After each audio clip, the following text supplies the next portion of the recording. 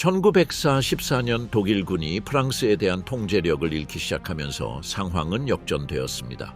레지스탕스는 더 이상 숨지 않고 복수를 시작했습니다. 재판도 변호도 없었습니다. 오직 이름과 소총 그리고 즉각적인 형량만이 주어졌습니다.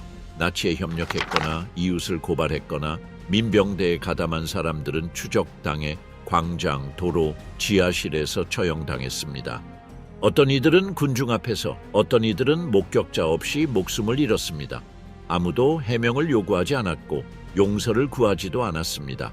정의였는가, 복수였는가, 누가 죽어야 할지 결정한 것은 누구인가? 이 책은 비시 정권 붕괴 당시 자행된 가장 무자비한 처벌에 대한 이야기다. 프랑스의 몰락과 내부적 적의 탄생.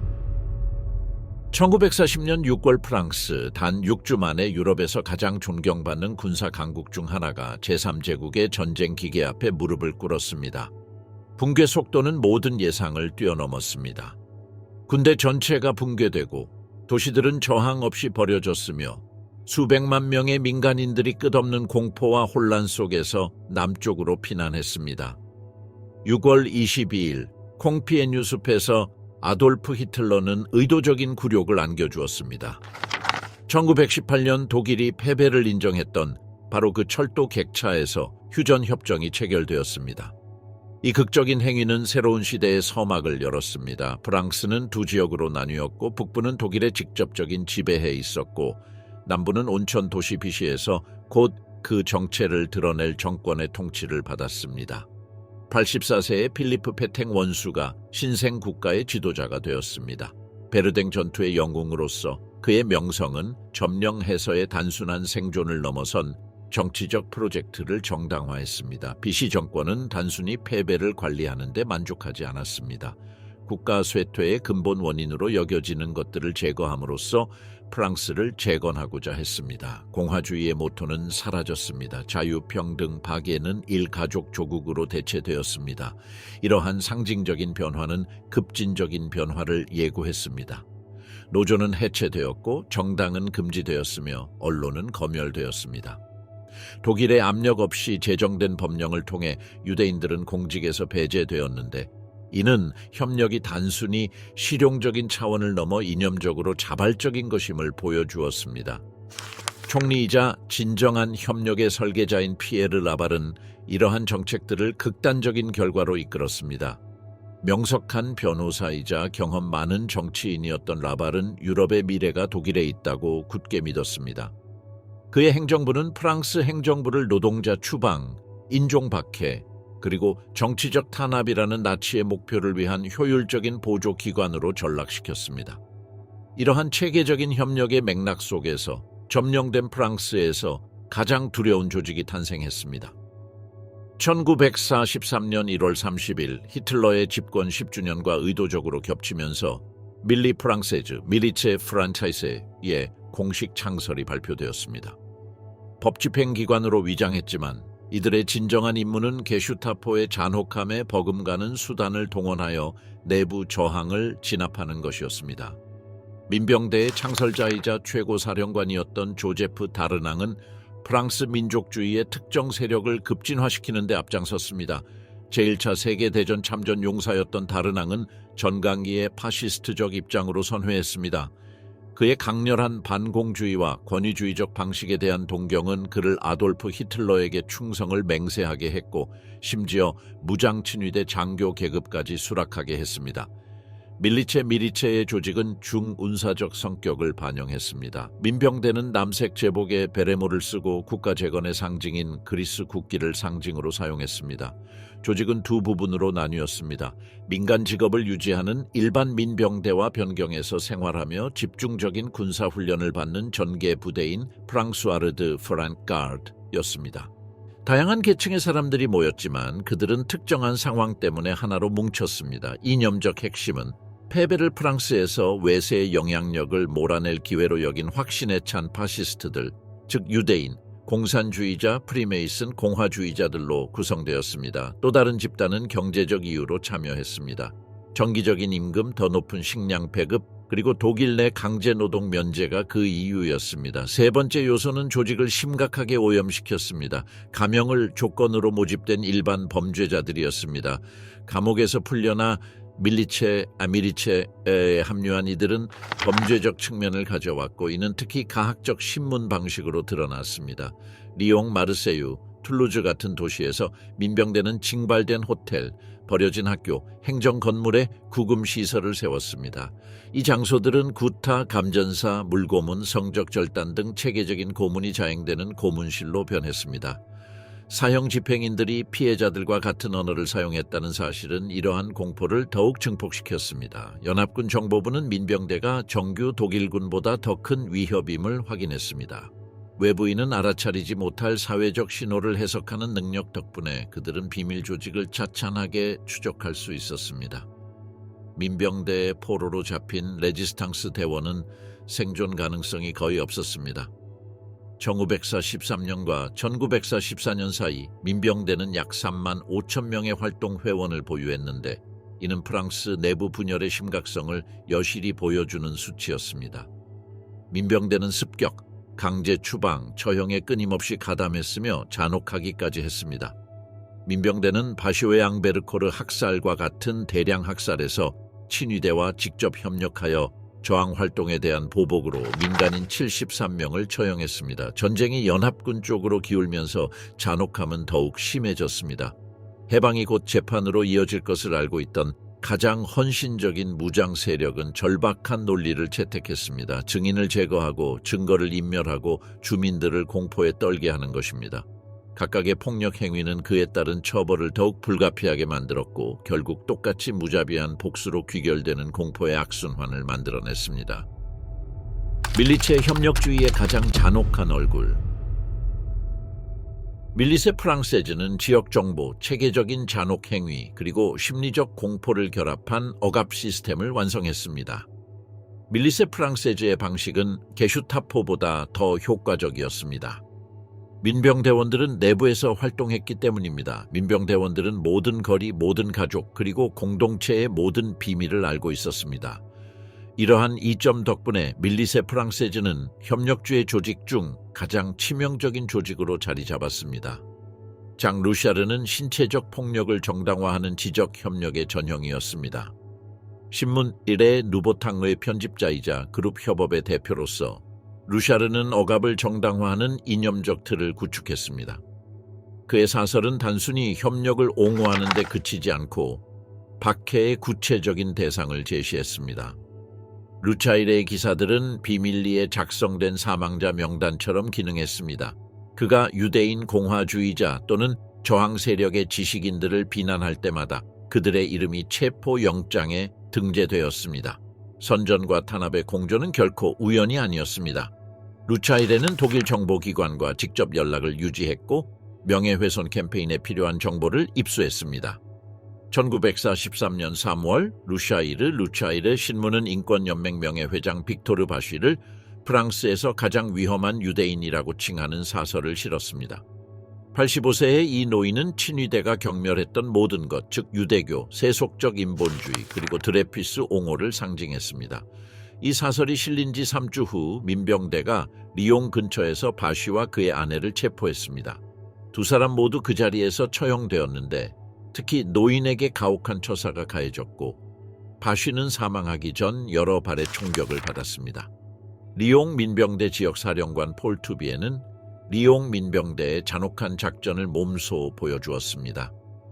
리옹의 도살자로 알려진 지역 게슈타포 수장 클라우스 바르비와의 협력은 리옹 점령 당시 가장 피비린내 나는 사건들을 초래했습니다. 투비에는 독일식 수법과 특히 가학적인 프랑스식 혁신을 결합한 신문을 직접 수행했습니다. 투비에르가 지휘하는 구금시설은 고문실로 개조된 에콜드 상테 밀리테르 건물에서 운영되었습니다. 기록된 고문 방법에는 욕조가 포함되었는데 수감자의 머리를 질식할 정도로 얼음물에 반복적으로 담그는 것이었습니다. 삼키기는 묶인 손목을 등 뒤로 매달아 어깨가 탈골되고 극심한 고통을 유발하는 것이었습니다. 투비에르는 또한 정교한 심리적 고문을 자행했습니다.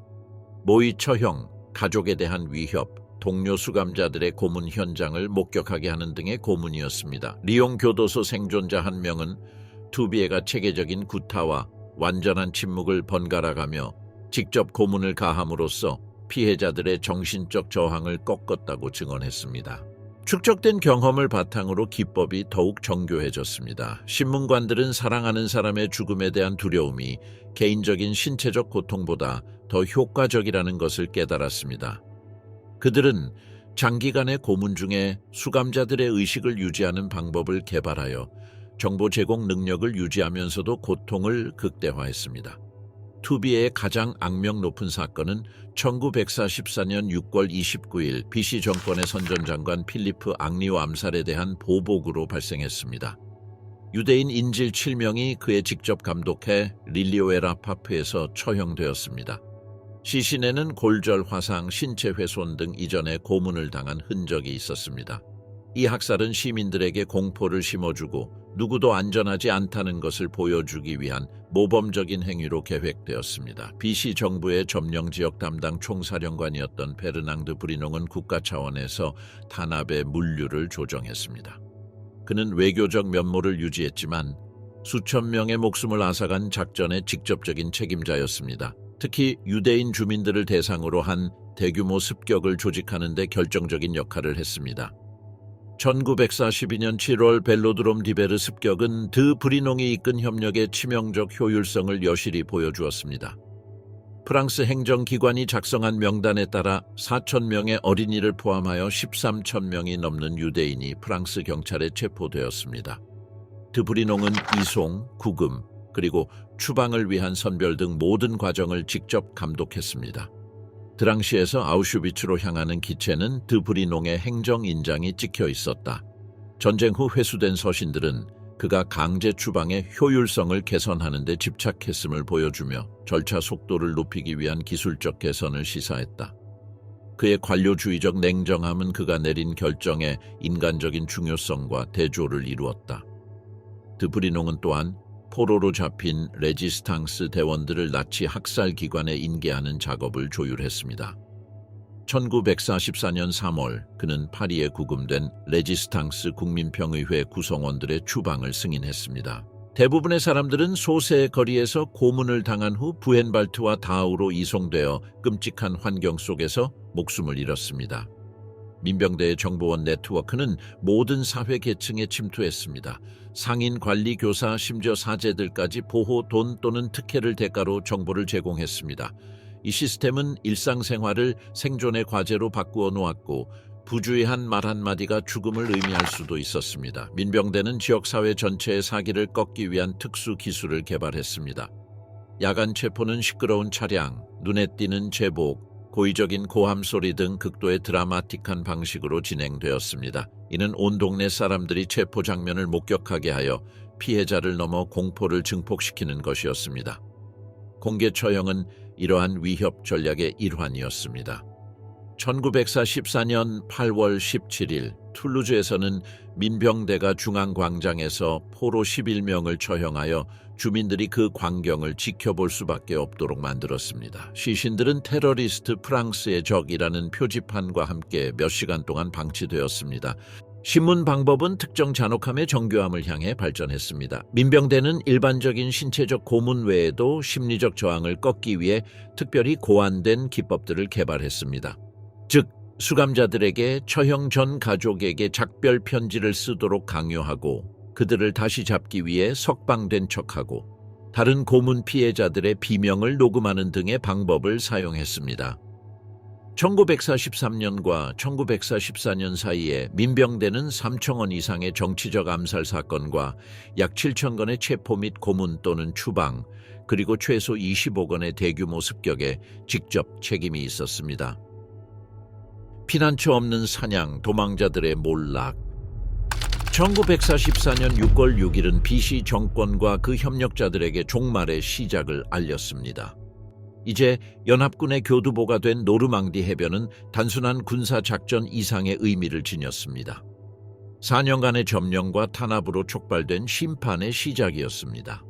민병대원들에게 연합군 상륙은 약식 재판이나 즉결 처형으로 향하는 피할 수 없는 카운트다운을 의미했습니다.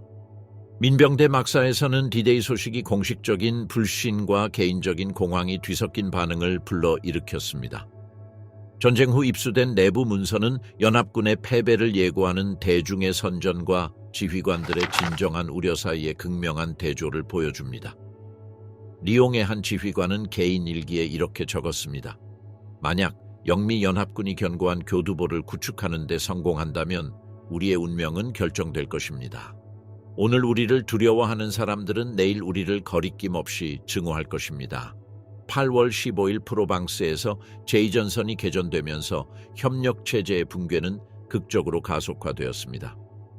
프랑스는 추축국이 장악한 영토를 가차없이 압박하는 군사적 악습에 갇혔습니다. 수개월 동안 동포들에게 거의 절대적인 권력을 행사해온 민병대는 갑자기 취약해졌습니다. 독일군은 전술적 생존을 최우선으로 여기며 주변 지역을 포기하고 전략적 거점에 집중했고, 이로 인해 과거 프랑스 협력자들은 무방비 상태가 되었습니다. 이러한 포기는 관계의 순전히 공리주의적인 본질을 드러냈습니다. 프랑스가 더 이상 독일의 이익에 봉사하지 않을 때 그들은 무자비하게 버려졌습니다. 밀리체의 창설자이자 무장협력의 궁극적인 상징이었던 조제프 다르낭은 프랑스 땅에는 안전한 피난처가 없다는 것을 깨달았습니다. 무장 친위대 장교복과 히틀러에 대한 충성 서약은 그를 이중의 반역자로 만들었습니다. 그의 생존을 위한 선택지는 절박한 선택지로 축소되었고, 그 선택지는 모두 치명적인 위험을 안고 있었습니다. 8월 17일 리옹 함락이 임박하자 다르낭은 정권 고위 관리들의 호송대를 이끌고 독일로 도피했습니다. 그의 즉각적인 목적지는 히틀러가 프랑스 그림자 정부 수립을 승인했던 지그마링겐이었습니다. 그러나 이 황혼의 요새는 일시적인 보호막은 제공했지만 영구적인 해결책은 제공하지 못했습니다.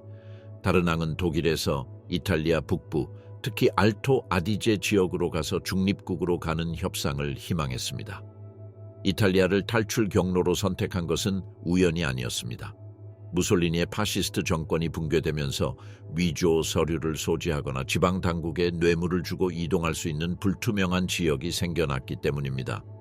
1945년 7월 다르낭이 영국군에 체포되면서 그의 탈출 가능성은 사실상 차단되었습니다. 그의 악명 높은 행적은 즉시 신원이 확인되었고 프랑스 당국에 넘겨져 재판을 받게 되었는데, 이 재판은 모두가 알고 있듯이 처형으로 끝날 것이었습니다. 그의 프랑스 송환은 어떤 핵심 협력자도 정의를 회피하는 것을 용납하지 않겠다는 연합군의 결의를 상징했습니다.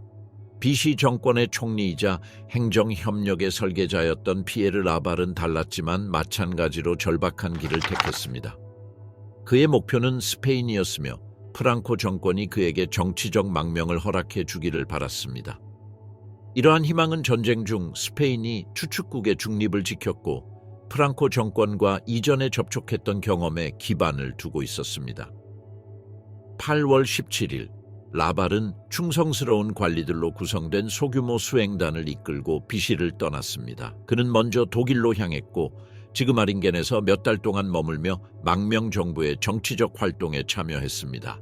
그러나 그의 궁극적인 계획은 상황이 악화되면 스페인으로 건너가는 것이었습니다. 1945년 5월 제3제국의 패배가 확정되자 라발은 비밀리에 알프스 산맥을 넘어 바르셀로나로 향했습니다. 그의 일행에는 아내와 함께 피난길에 오른 몇몇 협력자들이 포함되어 있었습니다. 이 여정은 매우 위험했습니다. 산길의 일부는 프랑스 레지스탕스에 협력한 스페인 공화파 게릴라들이 장악하고 있었고, 협력자들에게는 아무런 자비도 베풀지 않았습니다. 스페인 경찰이 바르셀로나에서 라발을 체포한 것은 연합국의 압력에 못 이겨 프랑코 정권이 프랑스 부역자들에게 망명을 허용하지 않기로 결정했음을 드러냈습니다. 이 결정은 프랑코 치하의 스페인이 비시 정권으로부터 도망친 사람들에게 피난처로서의 기능을 상실했음을 의미했습니다. 라발은 오스트리아로 압송되어 미군에 인계되었습니다. 비시 정부의 점령 지역 대표였던 페르낭드 브리농도 비슷한 길을 걸었지만 선택지는 더 적었습니다. 추방을 조율하는 데 있어 그의 눈에 띄는 역할은 연합군 정보기관에 알려진 인물이 되었고, 이로 인해 알려지지 않은 채 탈출하는 그의 능력은 심각하게 제한되었습니다. 드브리농은 처음에 지그마린겐으로 도피하여 그림자 정부의 외무장관으로 임명되었습니다. 하지만 연합군이 독일 영토를 침공하기 시작했을 때 이 순전히 상징적인 지위는 그에게 실질적인 보호를 제공하지 못했습니다. 그의 오스트리아 탈출 시도는 1945년 4월 미군에게 체포되면서 무산되었습니다. 부역자들이 이용한 탈출 경로는 지리적 조건과 군사적 상황 때문에 제한적이었습니다. 전통적으로 정치적 도피자들이 이용하던 스페인으로 통하는 피레네 산맥의 길은 부분적으로 스페인 공화파 게릴라들이 장악하고 있었는데 그들은 프랑스 부역자들에게 아무런 자비도 베풀지 않았습니다. 일부는 망명을 신청하기도 전에 스페인 영토에서 즉결 처형당했습니다. 무솔리니 정권 붕괴 이후 혼란이 이어지면서 이탈리아로 향하는 경로는 처음에는 더 나은 전망을 제공했습니다. 그러나 이탈리아 빨치산과 연합군의 존재로 인해 어떤 이동도 극도로 위험해졌습니다. 많은 부역자들이 나치 정권의 협력자로 지목된 이탈리아 시민들에 의해 고발되었습니다. 민병대 소속 하급 대원들 중 일부는 자신들이 알려지지 않은 지역에서 민간인들 사이에 섞여 숨어들려고 시도했습니다. 이러한 전략은 일부에게는 일시적으로 효과가 있었지만 작은 시골 지역에 난민들이 도착하면서 의심을 불러일으키는 것은 불가피했습니다. 많은 이들이 갑작스러운 애국심을 증명하려는 눈치 빠른 이웃이나 전직 정보원들에게 배신당했습니다. 아르헨티나, 파라과이, 칠레 같은 나라에 도착한 사람들은 나치 전범들이 사용했던 것과 동일한 우회 경로를 이용했습니다. 레드 라인, 랏 라인 으로 알려진 이 경로에는 극우 가톨릭 단체가 제공한 위조 문서, 수도원의 임시 피난처, 그리고 남미 항구로에 편성된 수송이 포함되었습니다. 그러나 가장 저명한 협력 인물들의 운명은 거의 예외 없이 체포와 송환으로 끝났습니다. 연합군은 수배 중인 협력자들의 상세한 명단을 작성하고 도주자들을 체포하기 위해 긴밀히 협조했습니다. 이들을 프랑스 사법부에 넘기기로 한 결정은 법적 고려사항과 반역이 결정적인 결과를 초래할 것임을 입증해야 하는 정치적 필요성을 모두 반영했습니다. 재판 없이 총에 맞다. 복수가 시작되다. 1944년 9월 2일 그르노블 시는 해방 후 프랑스 레지스탕스가 조직한 최초의 즉결 재판 중 하나를 목격했습니다. 장소 선택은 우연이 아니었습니다. 옛 벽돌 공장 옆 산업단지였으며 몇 주 전 독일군이 레지스탕스 대원 23명을 처형했던 바로 그 장소였습니다. 레지스탕스는 공포를 상징적으로 역전시켜 이 순교의 장소를 복수의 무대로 변모시켰습니다. 해방 후 소탕작전에서 체포된 밀리시 대원 6명의 처형을 지켜보기 위해 4,000명이 넘는 사람들이 모였습니다. 군중은 마치 공개 행사를 구경하는 구경꾼처럼 더 좋은 자리를 차지하기 위해 서로 다투었습니다. 어떤 사람들은 마치 생생한 역사 수업이라도 하듯 아이들을 어깨에 업고 지켜보기도 했습니다. 19세에서 26세 사이의 민병대원 6명은 눈가리개도 없이 각자의 기둥에 묶여 있었습니다. 그들의 행동은 예상과 달랐습니다. 자비를 구걸하거나 공황 상태에 빠진 기색을 보이지 않았습니다. 가장 어린 19세 청년은 마치 주변에 눈앞의 현실 너머에 있는 무언가를 찾는 듯 의식 내내 하늘을 응시했습니다.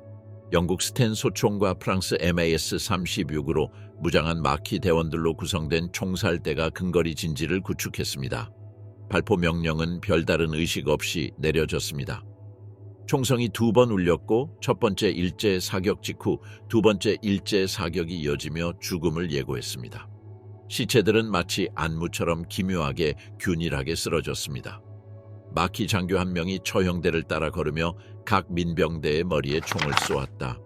독일식 방식에서 물려받은 이 마지막 의식은 민중의 정의와 점령군의 절차를 모방한 의식을 완벽하게 완성했다. 이미 거친 나무관이 준비되어 있어 처형이 군사적 치밀함을 바탕으로 계획되었음을 알 수 있었다. 한 목격자는 그 장면을 이렇게 묘사했습니다.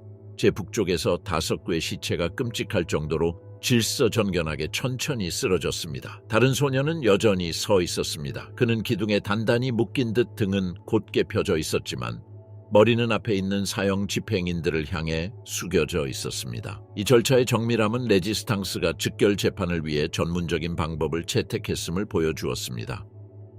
폴 니타르는 1944년 10월 비엔에서 이와는 다르지만 마찬가지로 치명적인 운명에 직면했습니다. 그의 사건은 사법적 판결을 강요하는 대중의 압력을 여실히 보여주었습니다.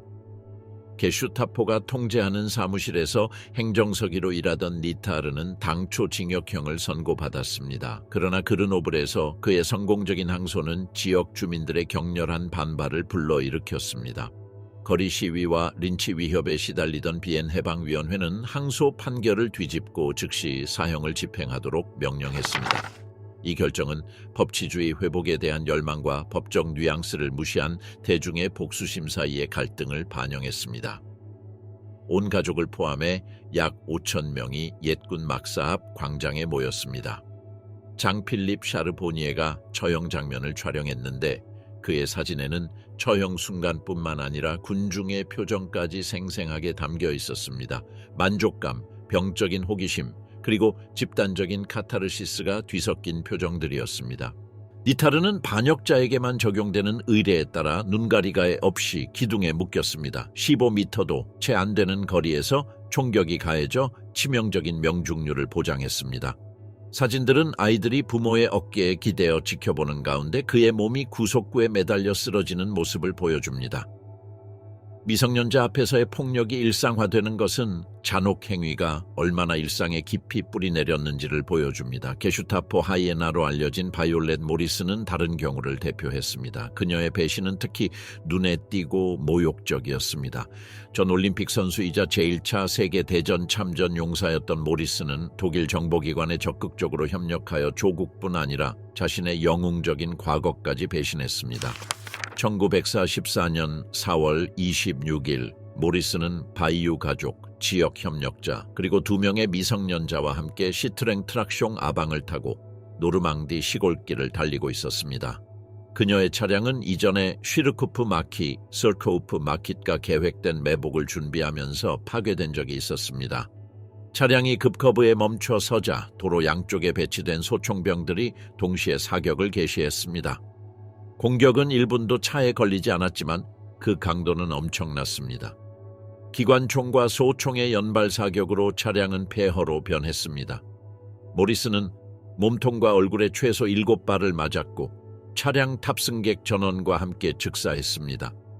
이 매복 작전은 저항 조직에 대한 지식과 고문 참여로 특히 위험한 반역자로 여겨졌던 모리스를 제거하기 위해 특별히 계획된 것이었다. 그녀의 죽음은 분명한 메시지를 전달했다. 대중의 악명이나 과거 프랑스에 대한 공적은 저항의 정의로부터 우리를 보호해주지 못할 것이다. 책임 마키 사령관 장 바티스트 르클레르는 모든 탑승자의 사망을 확인한 후 즉시 그 지역을 떠났습니다. 모리스의 시신은 며칠 동안 주인이 없는 채로 있다가 무덤에 묻혔습니다. 그의 살해는 전쟁이 아직 진행 중이던 당시 저명한 부역자들이 처형된 최초의 사례 중 하나로 기록되었습니다. 이러한 약식 재판 사건들은 프랑스가 피해자와 사형 집행인의 경계가 완전히 모호해진 나라로 변모했음을 반영했습니다. 레지스탕스가 사용한 수법은 억압자들이 사용했던 방식, 즉 억지력으로 공개 처형, 증인 제거, 그리고 정치적 도구로 테러를 활용하는 방식과 종종 유사했습니다. 야만적 정화, 해방이 형벌로 바뀌다. 해방 직후 프랑스는 소박한 복수, 레퓨라숑 소바시라고 불리는 보복적인 폭력의 폭발을 경험했습니다. 이 즉흥적인 정의의 시대는 4년간의 점령 기간 동안 축적된 집단적 트라우마의 깊이를 드러냈습니다. 기득권의 일시적인 부재는 민중재판, 자발적인 린치, 그리고 공개적인 굴욕의식으로 메워진 공백을 만들었습니다. 가장 보수적인 추정치로도 사법 외 처형 건수는 8,000명에서 15,000명 사이로 추산됩니다. 단편적인 기록과 이후 증언을 바탕으로 집계된 이 수치는 문서화된 사례만을 보여줍니다. 실제로는 폭력이 몇 주 동안 눈에 띄지 않을 수 있는 시골 지역에서 더 광범위하게 발생했을 가능성이 높습니다.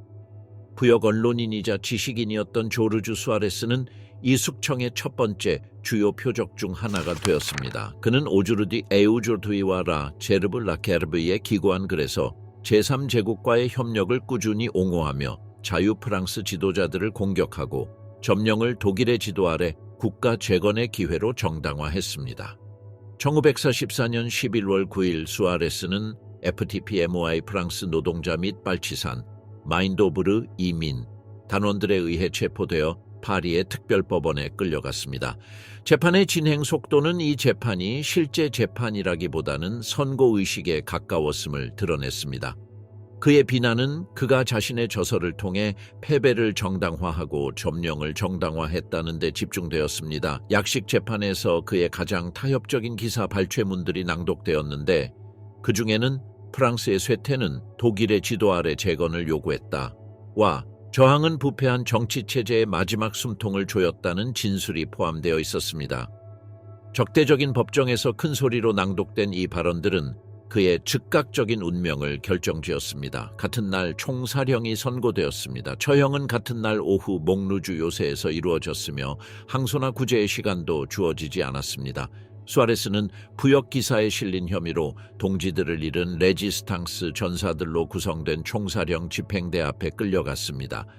그의 죽음은 부역을 정당화했던 지식인들에 대한 체계적인 탄압의 시작을 알렸습니다. 톤듀스, 머리 깎기. 현상은 잔혹한 숙청 과정에서 가장 눈에 띄는 측면 중 하나였습니다. 수평적 협력, 독일군과의 친밀한 관계, 혐의로 기소된 수천 명의 여성들이 정치적 처벌과 성차별적 폭력이 결합된 공개적인 굴욕 의식에 시달렸습니다. 샤르트르 출신의 23세 여성 시몬 투소는 이 관습의 사진적 상징이 되었습니다. 1944년 8월 16일 그녀는 지역 마키위원회가 이끄는 폭도들에게 집에서 끌려나갔습니다. 수백 명의 관중이 지켜보는 가운데 중앙광장에서 그녀의 머리는 무딘 면도날로 완전히 깎여 두피에 여러 군데 상처를 입었습니다. 의식은 정해진 의례 형식을 따랐습니다. 먼저 면도를 하고 이마에 구두약이나 잉크로 만자완지를 그린 후 군중이 모욕적인 소리를 지르고 물건을 던지는 가운데 주요 거리를 강제로 행진했습니다. 시몬은 독일 매춘부라는 팻말을 들고 1시간 넘게 반나체로 걸어야 했습니다. 사진작가 로버트 카파는 머리를 삭발하고 이마에 만자 완지를 그린 시몬이 군중에게 밀려가는 순간을 생생하게 포착했습니다. 공포와 굴욕감을 표현한 그녀의 모습은 프랑스 해방운동의 가장 강렬한 이미지 중 하나가 되었으며 민중의 복수에 대한 갈망과 그들이 사용한 방법의 잔혹함을 모두 보여주었습니다. 시몬의 처벌을 담당했던 지역 마키 지도자 앙드레 뒤프레이는 나중에 이 조치를 국민의 영혼을 정화하기 위해 필요한 것이라고 정당화했습니다. 이러한 국가적 정화의 수사는 프랑스 전역에 울려 퍼져 개인적 폭력 행위를 집단적 재생의 의식으로 변모시켰습니다. 라발에서는 리베라시옹 노르 조직이 12명의 여성을 공개적으로 면도하는 행사를 조직했는데 이는 겉보기에 즉흥적인 행동 뒤에 숨겨진 계획성을 여실히 드러냈습니다. 여성들은 시청에 모여 개별적으로 행진한 후 공개적인 굴욕을 당하기 위해 중앙광장으로 행진했습니다. 라발에서 처벌받은 여성 중 한 명인 앙리에트 데샹은 면도 중 입은 상처로 심각한 합병증을 겪었습니다. 그로 인한 감염으로 그녀는 몇 주 후 사망했고 이는 그녀의 처벌이 사형 집행유예로 이어졌다는 것을 보여줍니다. 그녀의 죽음은 전후 시대의 열악한 위생 환경에서는 사소해 보이는 폭력조차도 치명적일 수 있음을 보여주었습니다. 조직된 레지스탕스 부대는 여러 지역에서 거의 군사 규율에 가까운 즉결 처형을 자행했습니다. 리모주에서는 조르주 갱구행이 지휘하는 FTP 뒤 리무쟁 세포가 1944년 8월부터 9월까지 65명의 부역자를 기소하는 인민재판을 설립했습니다. 마키의 지사라는 별명을 가진 갱구행은 신속한 신문과 즉각적인 처벌을 결합한 신속한 사법 시스템을 시행했습니다. 그의 감방은 해방 몇 달 전부터 지역 협력자들의 명단을 작성해 두었는데 그 중에는 독일인에게 상품을 판매한 상인, 추방을 조장한 관리, 그리고 민병대에 정보를 제공한 민간인 등이 포함되어 있었습니다. 갱구행 법정에서 재판을 받은 65명 중 38명은 생장스 인근 들판에서 즉시 처형되었습니다. 처형 방법은 범죄의 심각성에 따라 달랐습니다. 일부는 정식 총살대에 의해 총살당했고 다른 일부는 나무에 매달렸으며 일부는 머리 뒤쪽에 단발 사격으로 처형되었습니다. 시신들은 수십 년이 지나서야 표시가 된 집단 무덤에 묻혔습니다. 리옹에서는 상징적인 변화가 특히 극적이었습니다. 옛 민병대 막사는 구금시설로 바뀌었고 그곳에서 전직 레지스탕스 전사들은 체포된 부역자들에게 가했던 것과 동일한 신문 방식을 사용했습니다. 이러한 역할 전환은 복수심에 불타는 대칭 구조를 만들어냈는데 이는 폭력이 프랑스 사회에 얼마나 만연했는지를 보여주는 사례입니다.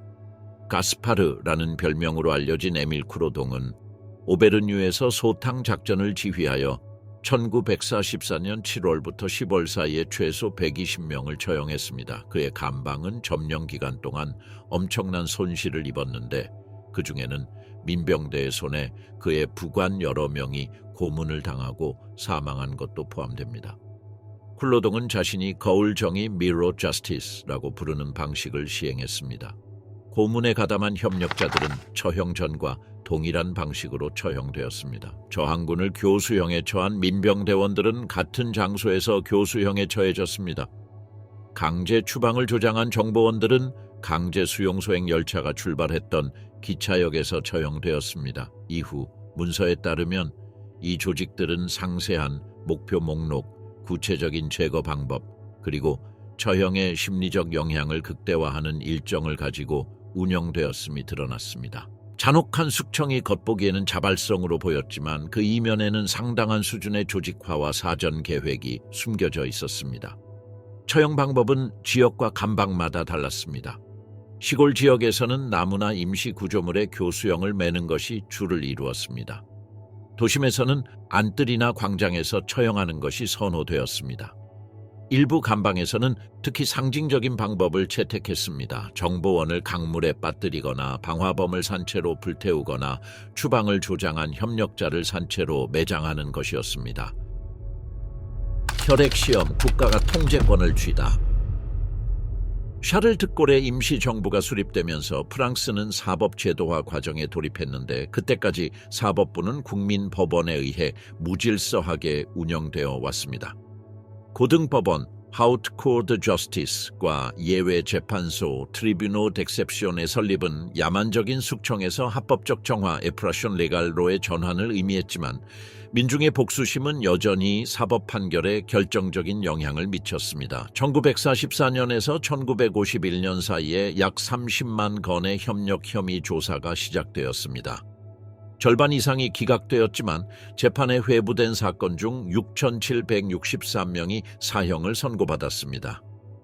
이 중 실제로 집행된 사형은 791건에 불과했는데 이는 정의와 국가적 화해 사이의 균형을 추구했던 점진적인 자제 조치를 반영합니다. 이탈리아에서 체포되어 프랑스로 송환된 조제프 다르낭은 제도화된 반역의 궁극적인 상징이 되었습니다.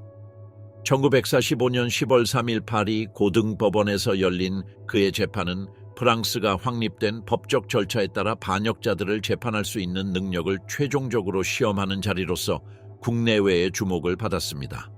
다르낭에 대한 증거는 압도적이고 다양했습니다. 검찰은 그가 직접 서명한 체포 및 즉결 처형 명령 문서를 제시했습니다. 게슈타포 요원들에게 보낸 서한은 그가 탄압 작전에 적극적으로 협조했음을 보여주었습니다. 고문 생존자들의 증언은 그가 극도로 잔혹한 방법이 사용된 신문 과정에 직접 참여했음을 보여줍니다. 가장 유죄를 입증하는 요소는 아돌프 히틀러에 대한 그의 개인적인 충성 서약과 무장친위대 와펜 SS의 돌격대 지도자 스툼반퓨러 계급 수락이었습니다. 독일 기록 보관소에 보관되어 있던 이 문서는 고의적인 반역을 입증하는 반박할 수 없는 증거였습니다. 다르낭은 고의적으로 자국보다 외국 지도자를 섬기기로 했습니다. 재판 과정에서 다르낭은 이념적 정당화와 직접적인 책임 부인을 결합한 변호 전략을 채택했습니다. 그는 자신의 반공주의와 독일의 지도 아래 유럽 질서에 대한 비전이 자신의 행동의 동기였다고 주장했습니다. 그는 자신의 행동을 반역으로 규정하는 것을 거부하며 오히려 잘못된 의도였지만 진심 어린 애국심이었다고 주장했습니다. 이러한 방어선은 피해자와 유족들의 증언으로 체계적으로 무너졌습니다. 리옹 구치소 생존자 한 명은 다르낭이 고문 과정을 직접 목격하고 신문의 효율성을 개선할 방안을 제시했다고 증언했습니다. 한 어머니는 다르낭의 직접 명령에 따라 민병대가 17세 아들을 처형했다고 증언했습니다. 평결은 만장일치로 모든 혐의에 대해 유죄로 선고되었습니다. 다르낭은 겉보기에는 체념한 듯 사형 선고를 받았지만 그의 마지막 진술에서 여전히 양심의 가책을 느끼지 않는 모습이 드러났습니다. 그는 1945년 10월 10일 반역자에게 적용되는 군사의전에 따라 샤티용 요새에서 총살형에 처해졌습니다. 처형은 새벽에 12명으로 구성된 분대에 의해 집행되었는데 그중 6명은 실탄을, 6명은 공포탄을 소지하고 있어 행위에 대한 심리적 책임을 분산시켰습니다. 다르낭은 눈가리개를 거부하고 총격 순간까지 꼿꼿이 서 있었습니다. 부사관이 의무적으로 총탄을 발사했습니다. 그의 마지막 말인 나는 프랑스와 유럽을 위해 죽는다는 그의 끈질긴 이념적 자기 기만을 반영했습니다. 피에르 라발은 협력의 정치적 설계자로서 훨씬 더 복잡한 사법 절차에 직면했습니다. 스페인으로 도피하려다 실패한 후 체포된 그는 1945년 10월 4일 엄청난 대중의 압력 속에서 시작된 재판에 회부되었습니다. 수천 명의 사람들이 그의 즉각적인 처형을 요구하며 대법원 앞에 모였습니다. 라발에 대한 기소는 제도적 협력의 모든 측면을 포괄했습니다. 비시 정권 시절 그는 수십만 명의 프랑스 노동자들을 독일로 파견하는 의무 노동 서비스 Service to Travail Obligatoire를 시행했습니다. 유대인 추방에 대한 그의 책임은 그가 직접 서명한 행정명령서에 기록되어 있습니다. 라발 사건에서 가장 충격적인 사건은 벨디브 습격 사건에서 그의 역할이었다. 도청된 서신을 통해 그가 유대인 어린이들을 추방 대상에 포함시키도록 개인적으로 로비 활동을 벌였으며 가족을 분리하는 것은 비인도적이라고 주장했음이 드러났다. 미성년자 대상 범죄에 대한 이러한 냉소적인 정당화는 오랜 전쟁으로 강경해진 관찰자들 사이에서조차 경악스러운 반응을 불러일으켰다. 라발은 자신의 행정부가 프랑스를 더 나쁜 운명으로부터 보호해준 차악이었다고 주장했습니다. 그는 자신의 협력 덕분에 프랑스가 폴란드나 동구권처럼 취급받는 것을 막을 수 있었다고 주장했습니다. 법원은 이러한 주장을 단호히 기각했는데 법원은 가상적인 대안에 대한 추측으로 자발적 협력을 정당화할 수 없다고 판결했습니다. 사형 선고는 1945년 10월 9일에 내려졌습니다. 그날 밤 라발은 몇 달 동안 숨겨왔던 청산 가리를 섭취하여 자살을 시도했습니다. 그는 위독한 상태로 경비병들에 의해 발견되었고 정식 처형을 위해 그를 살려두라는 명확한 명령을 받은 군의관들에 의해 구조되었습니다. 10월 15일 라발은 프레네스 교도소 안뜰에서 총에 맞았습니다. 자살 시도로 약해진 그의 몸은 처형 과정에서 누군가의 부축을 받아야 했습니다. 그의 마지막 말인 프랑스 만세는 독일의 이익을 위해 헌신했던 그의 행적과 극명한 대조를 이루었습니다. 이 마지막 선언의 아이러니는 목격자들에게도 생생하게 다가왔습니다. 폴투비에는 프랑스 사법사에서 독특한 인물이었습니다. 반인륜 범죄로 유죄 판결을 받은 최초의 프랑스 시민이었습니다. 극우 가톨릭 조직의 보호를 받으며 수십 년간 비밀리에 생활하던 그가 1989년 체포되자 많은 프랑스 국민들이 이미 아물었다고 믿었던 상처가 다시 드러났습니다. 투비에르에 대한 증거에는 유대인 인질 선발을 명령한 그의 서명이 담긴 문서, 작전에 참여했던 부하들의 증언, 그리고 처형 방식에 대한 법의학적 증거가 포함되었습니다. 시신에는 고의적인 골절과 화상을 포함한 고문 흔적이 남아 있었는데 이는 사망 전 잔혹한 신문을 시사했습니다. 재판은 생중계되어 수십 년간 감춰져 있던 협력에 대한 충격적인 사실들이 프랑스 국민들에게 드러났습니다. 이제는 고령이 된 생존자들의 증언은 민병대의 잔혹함을 생생하게 보여주었는데 이는 영웅적인 저항이라는 공식 입장과는 극명하게 대조되었습니다. 그림자 속의 배신자, 결코 이루어지지 않은 정의.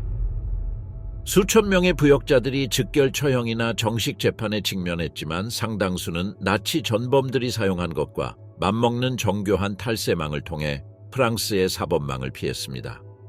일부 부역자들은 나치 범죄자들이 사용했던 것과 유사한 종교적 정치적 네트워크, 즉 수도원, 위조 문서, 남미로 통하는 경로 덕분에 탈출할 수 있었습니다. 1989년 늦게 체포되기 전 폴 투비에는 특정 협력자들이 매우 오랜 기간 비밀리에 삶을 유지할 수 있는 능력을 보여준 대표적인 인물이었습니다. 석방 직후 군사재판소에서 체포영장이 발부되자 투비에는 40년 넘게 그를 숨겨준 가톨릭 보호망에 갇혔습니다. 그의 첫 번째 보호는 부르고뉴의 생트마리 드라 피에르 키비르 수도원에서 이루어졌는데, 그곳에서 장프루 수도원장은 그에게 가짜 신분으로 피난처를 제공했습니다. 이 결정은 개인적인 차원의 것이 아니라 일부 부역자들을 프랑스의 반역자라기보다는 공산주의의 희생자로 여겼던 프랑스 성직자 일부 세력의 더 광범위한 정책의 일환이었습니다. 종교 보호망은 여러 교구와 수도회에 걸쳐 확장되었습니다. 투비에는 리옹과 니스의 수녀원에서 시간을 보냈고 마침내 니스의 생 조셉 수도원에서 체포되었습니다. 이 기간 동안 그는 자금, 위조 문서, 그리고 경찰 수사 정보를 제공해준 동조자들과 정기적으로 연락을 유지했습니다. 1971년 조르주 퐁피두 대통령이 내린 부분 사면은 부역자들에 대한 처우를 둘러싼 프랑스의 지속적인 분열을 드러냈습니다. 국가적 화해의 한 방편으로 정당화된 이 결정은 저항 단체와 추방자들의 광범위한 비난을 받았는데, 그들은 이를 희생자들의 기억을 저버린 행위로 여겼습니다. 르네 부스케는 재판 전에 성공적으로 도피한 후 제거된 훨씬 더 복잡한 사례를 대표했습니다.